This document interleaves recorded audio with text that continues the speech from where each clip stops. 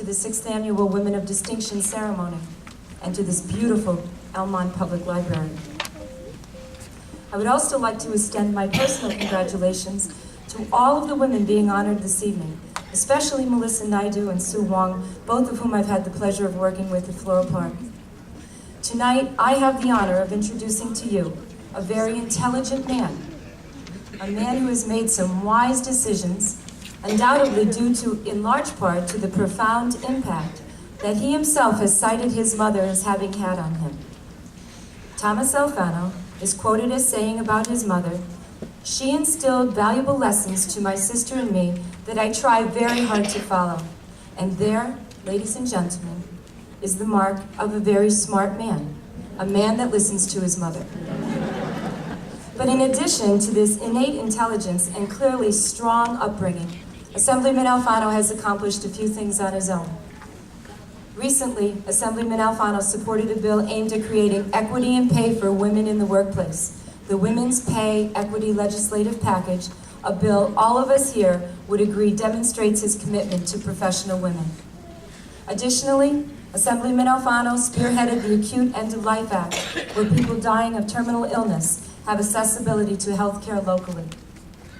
Assemblyman Alfano has made significant contributions to the lives of over 9,000 children and high school students from Floral Park to Franklin Square through his Mentors and Leaders program, the foundations of which are education, character, and responsibility.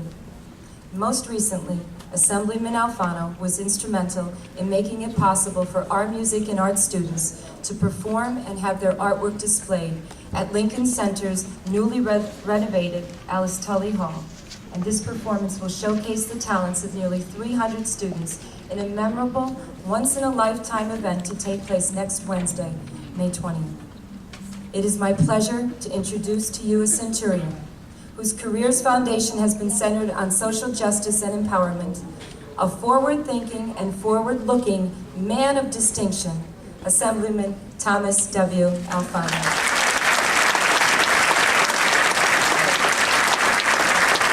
Good evening, everyone. Welcome.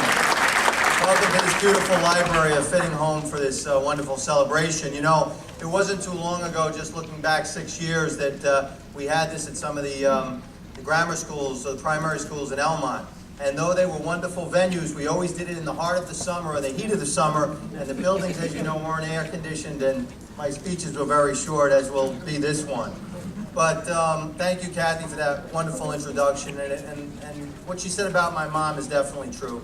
From my earliest days, my mother was a great partner to my dad, and they worked very hard. And as a boy, I remember my mom going off to business, as she did until 3 years ago, every day taking that Long Island Railroad to Manhattan and having a variety of jobs, many of them very important jobs, and always impressing upon my sister and I the value of education and work ethic and giving back to a community. So though she's not here this evening, she's back at the homestead in North Valley Stream. I'll tell you a quick story because I can't help myself.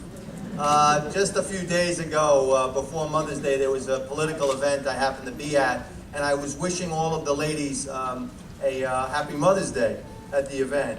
And one of the honorees at that particular event was a restaurateur well known in our community.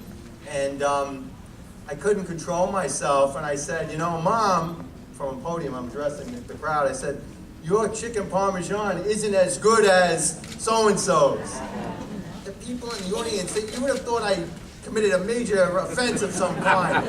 But I quickly recovered, because in our house that was a joke. Because, you know, my dad cooked a lot because he's a professional musician. He worked at night, Mom worked during the day. They had that type of partnership. And Mom would come home from work and, you know, after a busy day, and never a day went by that I didn't respect what she did in her job and what she did for my sister and I. So that was one of those family things that perhaps was generational, and people thought I was being an extreme wise guy, which I really wasn't. But I love my mother very much, and even my grandmother, her mother worked outside of the home. I remember as a boy telling me stories about working in downtown Brooklyn at the Hotel St. George, where many of the Brooklyn Dodgers used to live. So she became friends with some of these legends of baseball, and she told me that they were good people, and it was just interesting stories as a young boy growing up. But tonight is not about speeches, at least made by me. Tonight is about listening and noting and honoring the accomplishments of the women who joined me on this stage.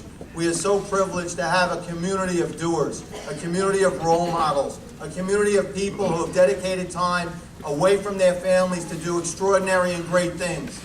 And you know, I'm an optimist by nature, and I'm extremely thrilled, and I hope there are some young women in the audience tonight, because if you need role models, they're on this stage tonight. These are women who have accomplished so much, who have given so much of themselves, time away from their families to make the 21st Assembly District, to make New York State, to make our world and our country a better place to live. You know, where would we be without the accomplishments of women? And I'm one of those people that certainly knows and believes that there are no barriers. There are no barriers in our country for women. You have only to look at Fortune 500 companies and see the heads of companies, CEOs, you know, corporate leaders. And also, we haven't had a female president yet, but I'm sure we will. I'm sure we'll be able to accomplish that in the near term. But it's just a privilege for me to host this event and to thank all of you for participating. But tonight is about the ladies. Tonight is about their accomplishment. And please, you know, thank them all when you see them afterwards. We're going to have a little reception. And thank them for so much that they've done for so many of us, for our great community. Many of them are very unheralded. And in my mind, that's the greatest achievement of all. Those who toil, those who work, those who struggle, those who do for others outside of the limelight, often quiet, often to the side. These are people that I respect the most. Their hearts are larger than this great state of ours. Their example is something that motivates me every day of my life. And I would be extraordinarily privileged if my two daughters, Jacqueline and Stephanie, age 14 and 13, if they could grow up and join women who someday would be honored on a stage like this. So God bless you. Enjoy the night.